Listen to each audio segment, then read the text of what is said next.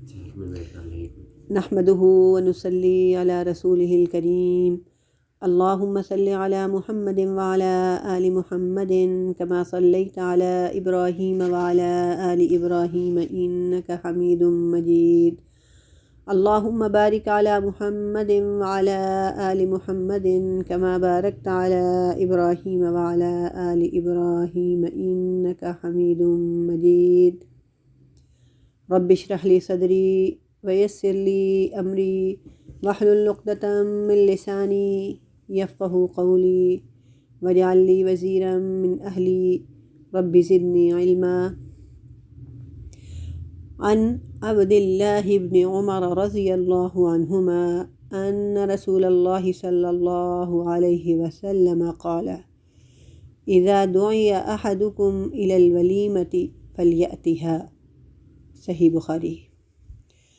حضرت عبداللہ بن عمر سے روایت ہے کہ رسول کریم صلی اللہ علیہ وآلہ وسلم نے فرمایا، جب کسی کو دعوت ولیمہ پر بلایا جائے تو اسے اس میں ضرور شریک ہونا چاہیے۔ آئیے اب تھوڑا تھوڑا کر کے پڑھتے ہیں۔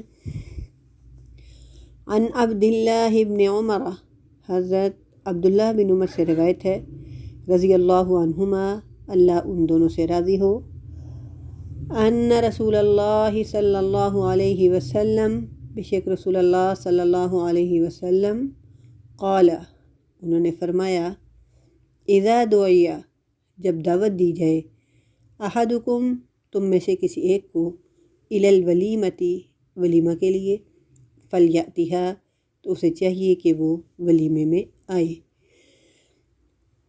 اب مکمل حدیث پڑھتے ہیں۔ عن عبد الله بن عمر رضي الله عنهما أن رسول الله صلى الله عليه وسلم قال إذا دعي أحدكم إلى الوليمة فليأتها۔ حضرت عبداللہ بن عمر رضی اللہ تعالی عنہما سے روایت ہے کہ رسول کریم صلی اللہ علیہ وآلہ وسلم نے فرمایا، جب کسی کو دعوت ولیمہ پر بلایا جائے تو اسے اس میں ضرور شریک ہونا چاہیے۔ آپ نے ایک صحابی عبد الرحمن بن عوف کو نصیحت فرمائی کہ ولیمہ ضرور کرو، چاہے ایک بکری کا ہو۔ صحیح بخاری۔ خود نبی کریم صلی اللہ علیہ وآلہ وسلم نے ام المؤمنین حضرت ام سلمہ رضی اللہ تعالی عنہا کا ولیمہ بہت سادگی سے کیا تھا، غالباً 2 مد جو سے، اور حضرت علی نے بھی بہت سادگی سے اپنا ولیمہ کیا تھا۔ حضرت انس رضی اللہ تعالی عنہ سے روایت ہے کہ جیسا ولیمہ حضرت زینب کا نبی اکرم صلی اللہ علیہ وآلہ وسلم نے کیا تھا، ویسا ولیمہ آپ نے کسی اور اہلیہ کا نہیں کیا۔ ان کی دعوت ولیمہ میں ایک بکری کو ذبح کیا گیا تھا۔ صحیح بخاری۔ حضرت ابو ہریرہ رضی اللہ تعالی عنہ سے مروی ہے کہ ولیمہ کا بدترین کھانا وہ کھانا ہے جس میں مالداروں کو خصوصی دعوت دی جائے اور محتاجوں کو نہ بلایا جائے نہ کھلایا جائے۔ صحیح بخاری۔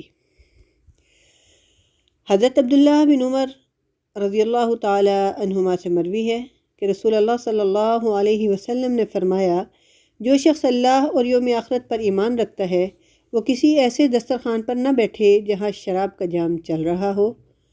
اسی طرح ابو داؤد کی ایک روایت میں حضرت عبداللہ بن عباس رضی اللہ تعالی عنہ سے مروی ہے کہ نبی پاک صلی اللہ علیہ وآلہ وسلم نے باہم فخر جتلانے والوں کا کھانا کھانے سے بھی منع فرمایا ہے۔